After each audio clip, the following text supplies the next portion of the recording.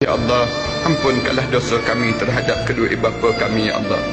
Khususnya dosa kami terhadap ibu kami, Ya Allah. Kami pernah bercakap kasar di hadapan ibu kami, Ya Allah. Kami pernah meninggi kata-kata kami di hadapannya, Ya Allah. Kami pernah menggoriskan hatinya, Ya Allah. Kami pernah mencalarkan perasaannya, Ya Allah. Kami pernah melihat air matanya mengalir lesu di pipinya, Ya Allah.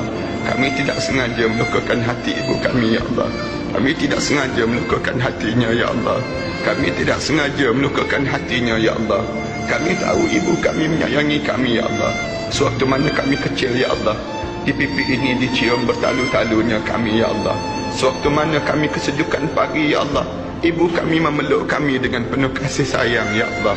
Di waktu mana kami dalam keadaan ketakutan dan dalam keadaan kesakitan, Ya Allah, ibu kami memberi kekuatan pada kami, Ya Allah. Di keadaan mana kami demam, Ya Allah, ibu kami turut demam sama demamnya kami, Ya Allah. Di waktu mana kami membesar, Ya Allah, ibu kami berhutang keliling pinggang, Ya Allah, untuk membesarkan kami ini, Ya Allah. Membanting tulang empat keraknya, Ya Allah, untuk membesarkan kami ini, Ya Allah.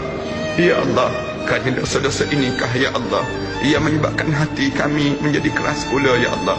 Kerana dosa-dosa inikah, Ya Allah, ia menyebabkan anak-anak kami enggan mendengar kata bicara kami, Ya Allah. Kerana dosa-dosa inikah, Ya Allah, ia menyebabkan kamu berpaling daripada rahmat kamu untuk kami, Ya Allah. Kerana dosa-dosa inikah, Ya Allah, kami seringkali diuji dan diuji dalam hidup kami ini, Ya Allah. Ya Allah, kerana dosa-dosa inikah, Ya Allah, kerana dosa-dosa inikah, Ya Allah, kerana dosa-dosa inikah, Ya Allah. Ya Allah, seburuk mana pun kami, Ya Allah, sekeji mana pun kami, Ya Allah, sebanyak mana pun dosa kami ini, Ya Allah, sebesar mana pun keaiban kami ini, Ya Allah, sejahat mana pun kami ini, Ya Allah, pandanglah kami dengan pandangan rahmat kamu, Ya Allah. Pandanglah kami dengan pandangan rahmat kamu, Ya Allah. Kamu pandanglah kami dengan pandangan rahmat kamu, Ya Allah. Pada siapa lagi kami akan mengadu dan kami merintih doa ini, Ya Allah, kecuali pada kamu lah, Ya Allah, yang mampu memberi pertolongan ini, Ya Allah.